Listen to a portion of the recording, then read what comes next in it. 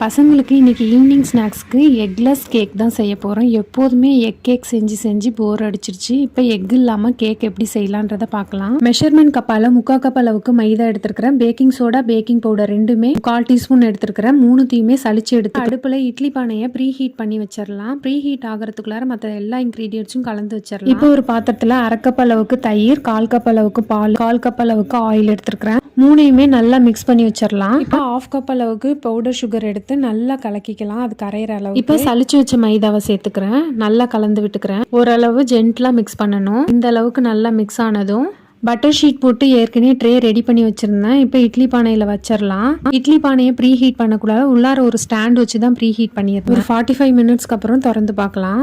உள்ளார ஒரு கத்தியை விட்டு செக் பண்ணி பாருங்க. மாவு ஒட்டாம வரணும். பாருங்க, சாஃப்டா எக்லெஸ் கேக் ரெடி ஆயிடுச்சு. பால், தயிர் சேர்க்கக்குள்ளாரே ஒரு பிஞ்ச் அளவுக்கு உப்பு சேர்த்துக்கணும். நீங்களும் உங்க வீட்டில் இந்த கேக்கை செஞ்சு